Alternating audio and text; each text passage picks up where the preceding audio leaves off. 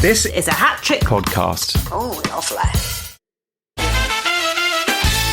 Hello and welcome to In the News This Week, the podcast from some of the team behind Have I Got News For You, where we take you through our picks of the news this week when the TV show can't. We'll be looking at both the serious and not so serious news items and trying to convince each other of which story we think would have been perfect for the show if it was on air. Which it isn't. But let's introduce ourselves anyway. I'm Emerald Paston. I write on Have I Got News For You. I'm Jack Harris, a sometimes producer of the show. I'm Mike Rayment, sometimes series producer of the show. And I'm Queenie Miller, the picture researcher for the show, which is obviously essential for a podcast. Absolutely key. Hello. Hello. Hello. Hello, hello. It's in the script that I have to ask, how are we all? Would you have not made that editorial choice yourself, Queenie? No, I would have gone straight into labour. I genuinely thought you were going to say I would have gone straight into the goodbyes. Is this the first time I've hosted? No, you kicked up a massive fuss about it before, so Okay, that's why it's great. burned into my brain. Jack, how are you in America? I've been good. We had our second episode of Have I Got News For You US, which we're doing out here in New York. And obviously both episodes are now on BBC iPlayer to watch. Ooh. It kind of feels like the first episode was great, and I think the second episode is even better. I've been impressed. It's like, we talked about it before, but like Jimmy Mulville, who's the head of Hat Trick, has talked a little bit in the press about this relationship that Angus Dayton and Paul and Ian had as almost like a sitcom style. And in this second episode, you're sort of seeing that even more so between the three of our regulars. Who are the guests this week? So we had a comedian called Rosebud Baker, who was brilliant. We talked about IVF, and she also has had IVF, so that was really cool to kind of hear from her side of things. Very, very funny. Yeah. And we had a former US politician called Charlie Dent, who was brilliant in the kind of non-comic role because he was just really game and up for getting involved. All the politicians in the UK will know what the show is and what they're going in for. It must be kind of weird for the politicians there to go on it not quite knowing. That's why quite a lot of them say no, so it's probably good for the US version not to... Yeah, that's true. Mike, have we had any memorable politicians saying no? I remember there being a great one from Steve Baker saying, "Don't ever email me again." I think that got printed out and put on the wall for a while. That was a really good one. John Major would always write a letter back, wouldn't he? Yeah, he'd write he's a classy guy. I like that. I think with John Major and Royals, I think I once wrote to Prince Charles when he was Prince Charles to ask him to come on the show, and you had to write to him. And I think we got a written response back from him. Yeah, and from John Major. I like there was always a polite decline. You're just thinking they were probably like, absolutely not.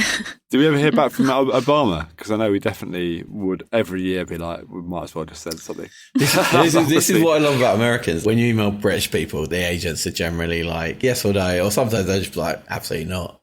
And the Americans are always so polite. I remember emailing about Michelle Obama and then replying going, "Thank you so much for inviting Michelle. She's so touched and honoured that you would have," as if she like tunes in every week. As if she's even been told about it. Yeah. Yeah, where was their agent as well? From Northern Ireland? Is that what you... I thought that was a good accent.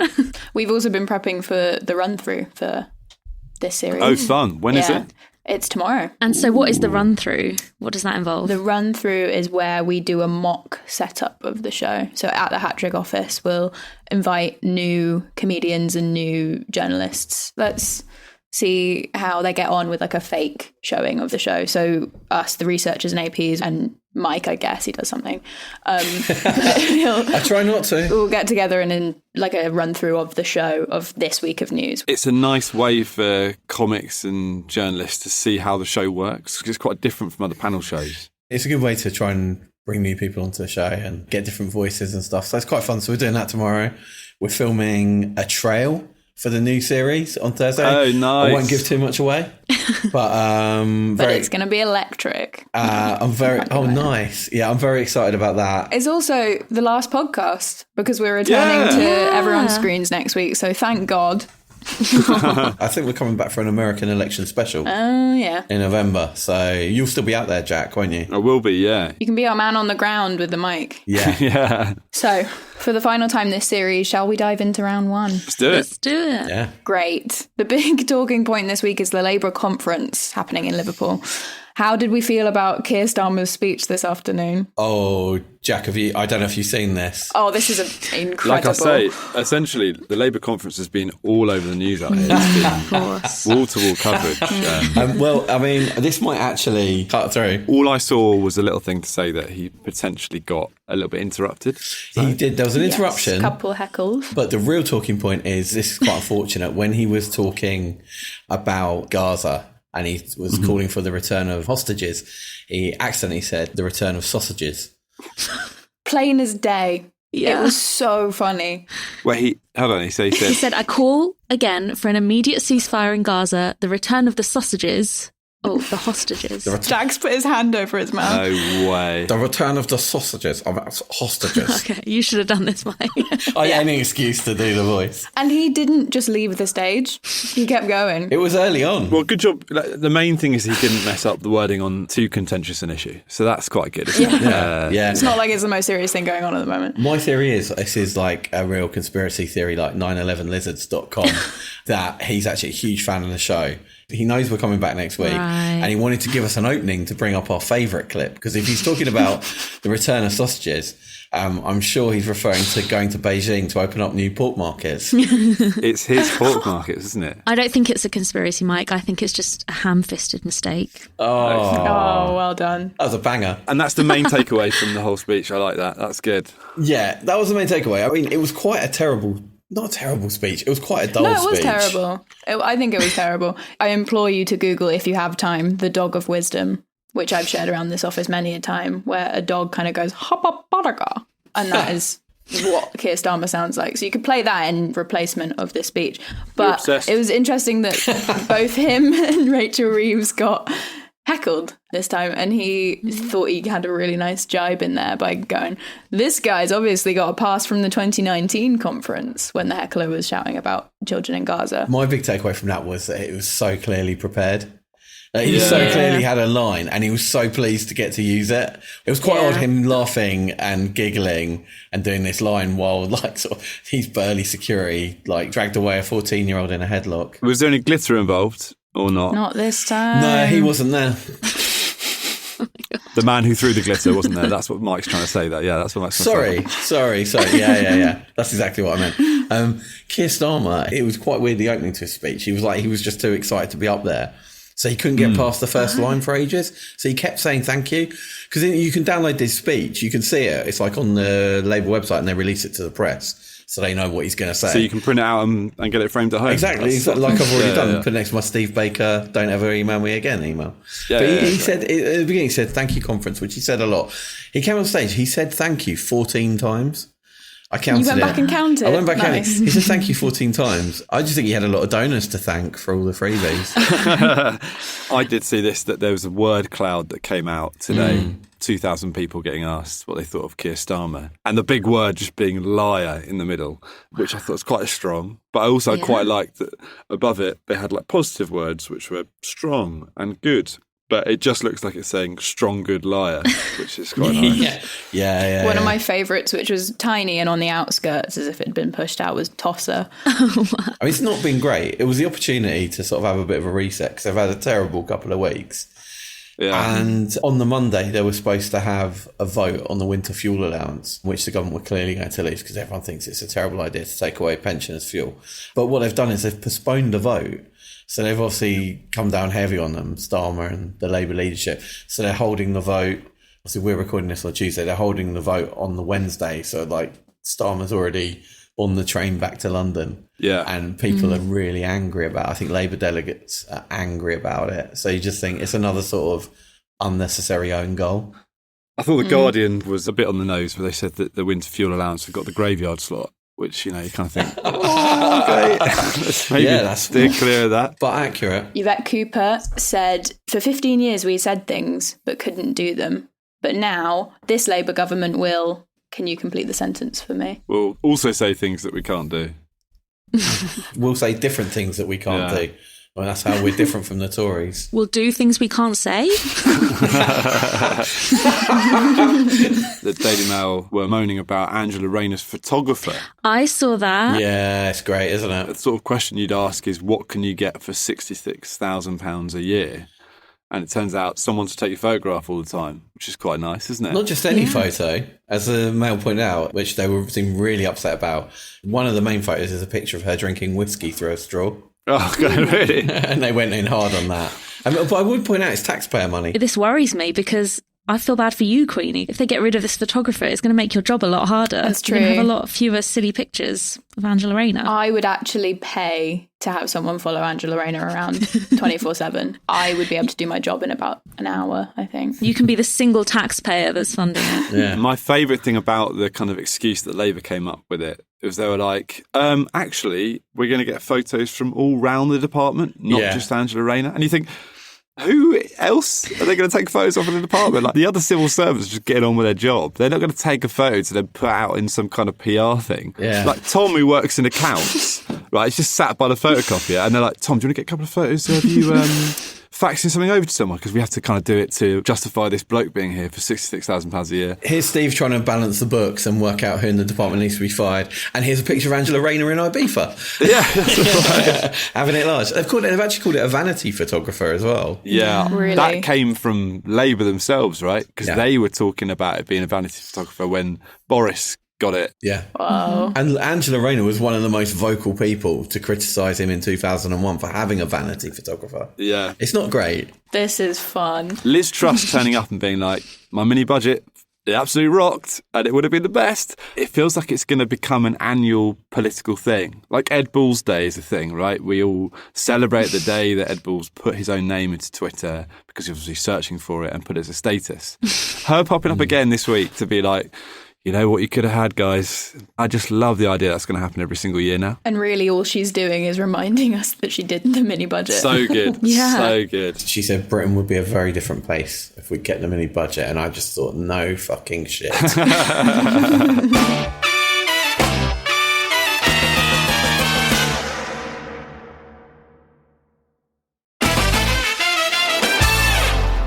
Welcome back to In the News this week. It's round 2 now, where we bring a news item from the past week that we think would be perfect for round 2 of the TV show. But before we start, Emerald, I believe you have an update on a previous story for us. I do. I have an update on the Villa V Odyssey cruise that I mentioned in a previous episode. I was going to bring this up as well. I was going to bring this up. That's so good. It's exciting. It's the same thing. It's quite a happy ending to the tale. So this is the cruise that has been delayed for months in Belfast, not travelling anywhere. And some of the passengers decided to stay in Belfast. For 2 of the passengers, this was very fortuitous because Gian Pironi and Angela Harsanyi have met in Belfast. They didn't know each other beforehand. They both had separate cabins on this cruise and they're now engaged. He proposed to her. They apparently spent a lot of time walking around Belfast, got to know each other, and they've got engaged. And the other passengers only found out about it because the guy quietly exited a WhatsApp group that had been set up for single travellers on the cruise. And so everyone noticed that he wasn't single anymore. It's absolutely Stockholm Syndrome, isn't it? It does feel that way, yeah. That wasn't actually my update. My update was going to be that the captain, the cat, is dead. But Are you joking? yeah, I'm joking. I'm joking. I just really hope they push the boat out for their wedding. That's all I can say. Okay. Emerald, since you have the floor, would you like to take us through your round 2 story? Yes, although controversially, I've got an odd one out round instead of a round 2. Oh my God. And it's also animal themed, so... They're all dead except for Captain the Cat. They've all been run over. Not quite. So the 4 pictures are a capybara called Cinnamon, 2 unnamed squirrels, a blue Mormon butterfly and a common Jezebel butterfly, and a pair of pigs from British Columbia. So what do you think is the odd one out and why? So I would eat 3 of them. They've all got engaged in Belfast. I think I know 2 of the stories, but I don't know the connection. Ooh. The pigs escaped, the ones in British Columbia, and they couldn't get caught by police. I saw that this week. Ooh. Is it something to do about escaped animals? Yes, you're on the right lines. What they have in common is that 3 of them recently took themselves to places where they shouldn't have gone, apart from the butterflies who were stolen and taken somewhere they shouldn't have gone. Okay. It's not necessarily the best one, but I found 4 animal stories, so I thought I'd crowbar That's them in. genuinely really impressive. Stealing butterflies sounds like quite a Victorian crime.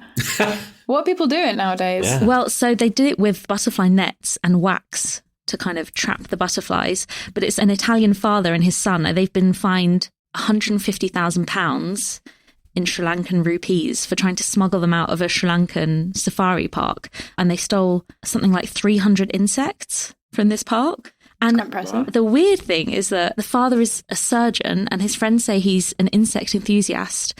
And they've said that the butterflies don't have any commercial value. So he was just doing it because he loves butterflies. For love of the game. Yes. I think this is incredible because catching a butterfly or two is not a surreptitious crime. I'm imagining them flailing nets about in the middle of a safari park, being like, "Oh, got to be sneaky about this." No, it's cartoonish. You're like having to sneak the net down in your trousers, like walk your leg along as you go in. So yeah, the butterflies are the odd one out because they were stolen. The cinema and the capybara made a daring breakout from a Shropshire zoo called Who Zoo and Dinosaur World. They had a huge search operation that had 20 people and a thermal drone.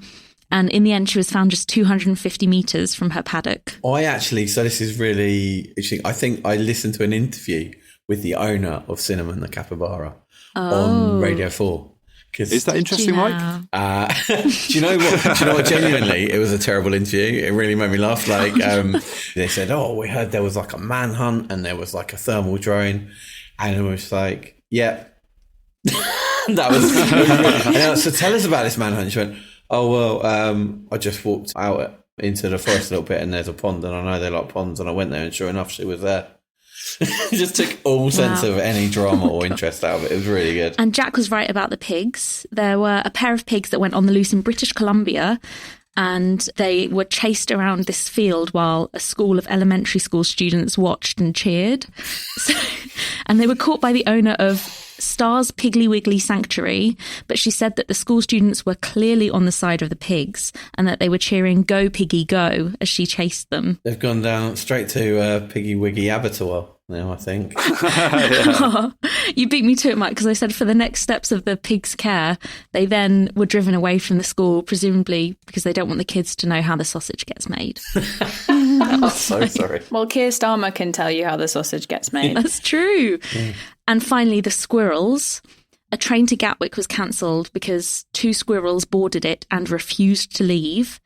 They jumped on and they forced other passengers to flee from the carriage. How? Playing music loudly on their phones. Yeah. And manspreading. Staff tried to get them off with snacks and then brooms, but to no avail. And then they cancelled the whole journey. And none of us need to write any jokes for this because Great Western Railway have done it for us. They said, the squirrels boarded without tickets, breaching railway by-clause. And the cancellation was the end of a nutty tale. Now, that's what makes me want to walk into the sea. When I have train operators trying to make jokes about stuff, I think, okay, lads, no. Hey, they've gotten their raise. They're allowed to experiment a little bit. Nah, loads of people have been delayed because of squirrels and you're making jokes about trying to get them off with snacks. Nah. No, thanks. Some of the people like thousands of pounds for a season ticket and they can't get on it because of bloody squirrels. I'd be absolutely fuming if I was them. If I read that and that was the response and I didn't instantly get some kind of refund. How has this turned into a talk radio I've absolutely show? Yeah, Jack's calling into LBC. Wow. Jack's been watching a lot of Fox News in America. Yeah. Listen, you're an angry man, Jack. They're informative. It's good. I can imagine Trump doing this. The squirrels are boarding the trains. They're not leaving. They're not leaving these squirrels. He did say yesterday that London is absolutely in a state of disarray because of immigrants. So he must have been talking about grey squirrels, which are notoriously not native. Did he actually say that about London? He did, yeah. He said London and Paris is in a state. Yeah. Well, do you know what, mate? We'll be very happy for you to never visit again. I'm sorry, that was to Jack and Trump. I was going to say, you talked to me. Yeah, thanks, mate. Cheers, Emerald. That was great. Jack, what would you like to talk about? So my story is also animal related, but basically there's an island on Alaska that has urged all its residents to try and help find a possible rat. One person said they thought they saw a rat and they just went hell for leather because the actual island itself is called St. Paul Island, right? It's referred to as a Galapagos of the North and it's got 350 residents. And essentially, if you get rats on this island, it's completely messes up the wildlife and all this sort of stuff. So like there's this huge operation to try and find a potentially non-existent rat. They have blocks of wax to see if like rats have chewed it, and some of them are like ultraviolet, so that if they eat it, they can then go and like use black lights to find their droppings. And they've been using peanut butter to try and get it. Essentially, the reason being because to get rid of rats once they're on there is really expensive and takes a lot of time. So they're like so paranoid about rats getting onto this island. But it's got 350 people on that island. And clearly, they just have nothing to do. Yeah. Because, like, I get it. You want your island to be nice. You don't want rats. But if you're all looking for one potential rat, it does make you think. To be fair, if you lived in Alaska, you would be like, oh, thank God we got something to do. It's a rat hunt. Yeah. I just think maybe instead of like getting these big blocks of wax, just send them a puzzle or something, you know, a couple of cards to play. You know, I get it. It's an island, so ball games, it's going to go off a cliff. That's fine. Don't do that. I think they should televise it, and it could take the traitors slot when that next comes around. Yeah, it's a good format. Yeah, find the rat. I feel like I've been slightly on a rat thing. Being in New York. God, well, since you saw your rat being sick? Oh, no, that was the pigeon eating sick. But like rats are like the New York mayor. We covered it, I think, in the first episode where he was introducing bins. Oh, yeah. And he was going to have a rat conference, which was last week.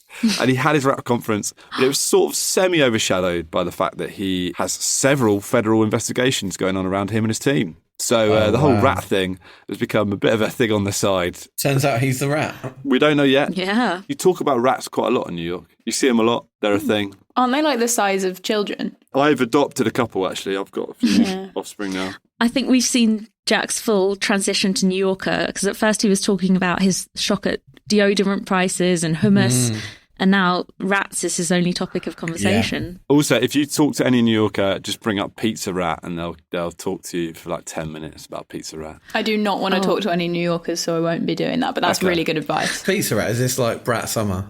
No, is that this thing is like a cultural thing that's just bypassed me? Are you Pizza Rat? No, Pizza Rat was in 2015, where there's someone just filmed a rat taking a pizza slice up some steps. And the US became obsessed with it, basically. I think New Yorkers as a society, if that's what entertains them, I don't think you or them should be throwing shade on Alaskans. If that's what passes for entertainment in New York. Very true. Thank you for that story, Jack. Mike, you're up. My story involves two of my favourite things: alcohol and the Daily Mail being angry. So this is... it's quite dark. Yeah, it does sound darker than it actually is. I didn't really think that through when I said that. So health experts want us to shrink pints of beer in the UK, as they've worked out it will make people drink less. So this is researchers at the University of Cambridge, or as the Daily Mail call them, woke scientists. So they've basically worked out if we were to switch to 2/3 of a pint instead of pints, people would drink 10% less alcohol, and a huge knock-on effect to health benefits and a huge knock-on effect to the NHS, because they're saying in a few years' time they're projecting that 60% of NHS-related illnesses will be because of alcohol or alcoholism. But then there's also the other side of the coin, which is... You'll be a loser with no friends. Yeah. This is genuinely the one British story that I did see. Wow. There was enough anger that I actually made it this way. What's quite funny is that they've already done some research. They've already done like a little test across some pubs. So they approached 1,700 venues. Do you know how many of them they persuaded to take up the challenge and get rid of pint glasses? I mean, like... None. Yeah, so few, because they just lose money, right? Of 1,700, 13. 13, yeah. Although one was excluded from the results because they found out it continued to sell pints. Another downside to it is they realised that the pubs then make something like 10% less money. They didn't think about it all the way through, did they? No. Is this going to come into effect with the no smoking in pub gardens thing? Because they're really trying to kill the one thing that we have left. Well, there was a Telegraph headline which said, left-wing prigs want to ban the pint. We can't let them win. And I feel like there's a whole group of people uniting against this. But what's funny is this, at the moment, isn't anything to do with Labour. But everyone's just, because they're so angry about the banning smoking. That's like rule number one of government. Yeah. Is keep the pubs the same, and then most of the problems will be fine. I've got to say, like, if you're going to tell people, hey, guys, everything's going to be a little bit shit for a while, and it might even get shitter. Also, we might tax you more. Also, forget about going to see a doctor. Did I mention, by the way, the two things that might bring you joy in your bleak life, smoking in a pub garden and drinking pints? We're reconsidering them as well. We'll just have to import more rats so that we can have fun like New Yorkers do. That's the only solution. Oh, God, we can't get rid of pints if that's the solution. I feel like pints, cigarettes, and if they banned Greggs, I think people would lose their minds. Yeah. And rightly so. Who else has jumped to the defence of pubs? Who's trying to position themselves as the I'm guessing voice of reason? Farage. Sort of Farage light. Priti Patel. She released a video. I watched it, and we'd put a place in if we were doing the show. She said, "I'm here at the Bull and Tottenham, behind the bar pulling pints." And on my initial reaction at that point was, good for you for finding a new career so soon. But then it was just a publicity stunt. She said, "This freedom-hating Labour government is hell-bent on destroying Britain's pubs and hospitality sector." Couldn't agree more. Queenie, I suppose we've put it off for long enough. We should have you around too. Thank you. It's very gracious. I actually have two stories that I'd like to compare very quickly. Ooh. They're about vigilantes in the US versus the UK. So in 2015, the board game Cards Against Humanity, I don't know if anyone knows about it, crowdfunded to buy a plot of land. The land was on a part of the site that Trump wanted to build his wall to keep Mexicans out of the US. But this week, when the Cards Against Humanity people went back to the site, they realised, oh shit, there's loads of like mechanical equipment and like it's been completely bulldozed over. They realised SpaceX had been using it as a dump, essentially. Ah. Just like they did with Twitter. Get 'em. Zoo. And so they put out quite a funny statement that went quite viral on Twitter, ironically, which is 150,000 people paid us to protect a pristine parcel of land on US-Mexico border from racist billionaire Donald Trump's very stupid wall. Unfortunately, an even richer, more racist billionaire, Elon Musk, snuck up on us from behind and completely fucked that land with gravel, tractors, and space garbage. After we caught him, SpaceX gave us a 12-hour ultimatum to accept a lowball offer for less than half our land's value. We said, go fuck yourself, Elon Musk. We'll see you in court. They also added on to the end that they'll take the 15 million in damages or they'll take twitter.com. Either or, whichever one they want. So I think we should just clarify. So Cards Against Humanity, if anyone hasn't played it, is a game where you take two cards with completely different meanings and subjects and you smash them together to make the most offensive sentence you can think of. Yeah. And if that's not the most Elon Musk thing ever, I don't know what. He's basically walking Cards Against Humanity. Every one of his tweets you could probably pick out and be like, oh, that was in this pack, that was in this pack. I genuinely thought you were going to say they were suing him because Elon Musk was basically stealing their idea by just being himself. And also similarly only funny to teenage boys. So yeah. And like millennials. Whoa! Sorry. Queenie, know your audience. Read the room. It's kind of ironic that they're annoying Trump and Musk with this stunt because the most annoying people on the planet play this game who are millennial. Queenie's going to war on the last episode. But that's finally, I've just been waiting for an excuse. The story that I wanted to compare this to is the UK's version of a vigilante, bearing in mind that this other one was a big company suing for millions of dollars with some of the most powerful men in the world. And we have the pothole vigilante. I knew it was going to be potholes. Planting flowers to shame the council into fixing roads, which I think is more gallant. I'm really into this guy. Yeah. So a vigilante gardener called Harry has planted flowers in potholes to shame his local council. He's just said, I am shaming them, and I've got no shame in shaming them because they should be doing something about it. It's not illegal to plant flowers in the road. And apparently, after he's planted the flowers, the council's just paved them over because the flowers are there. And that's somehow like a road safety thing. So he's killing it. Because they could puncture a tyre. Yeah. Planting cactuses. I was drawn to this story because one of our favourite people started filling in potholes in his own community, which is Rod Stewart. We have a channel on our Slack, which is like a work WhatsApp, called Rod Watch, where I would like either Jack or Mike to explain the origins of this because I don't actually know what it is, but it's just fun and we keep track of what Rod Stewart's doing. Well, when we looked through the papers, we found that there was an unbelievable amount of Rod Stewart in the papers. Like whoever his press person is so good because they'll just almost every other day, if not every day, there is a small story about Rod wears this cool blazer or his Rod out on the street. Or his Rod on holiday with his family. That's one I like. Rod Stewart heading over to Alaska to help hunt rat. The wall of Rod, which was when we had physical papers and we'd cut them out and we'd stick them on the wall, but they had to get taken down because another company was setting up in the office and they didn't want all these Rod Why would they not Stewart. want I think it was actually the structural integrity. There was so much Rod on the wall. It was a supporting wall, and Rod was going to bring down the wall, like a bit like Berlin. We have to give a shout out to Danny Carr here, former producer and series producer of Have I Got News For You, who I think made the Rod connection, and even in one of his last series handed out Rod Stewart calendars to all the team at the end of the series. Aww. That's great. That's passed on through the generations, and I'm really enjoying Rod Watch. Do you remember we had a cardboard cutout of Rod, a life-size one? He came to my wedding. Okay, it's time for a winner. Jack, which story do you think should win this week? I would say I did really like Mike's story. I was a fan of Mike's story. I think Emerald, I liked the amount of connections you had, but I was a fan of Mike's, I'm afraid. It feels like a very Have I Got News For You style story. I don't know. I'm really torn. On one hand, I want to give it to Emerald because it's so hard to come up with one out. On the other hand, and the opportunity to talk about Rod in the news, I'm going to give it to Emerald from my vote. Good choice. I would have felt bad about that because I'm also going to choose Emerald.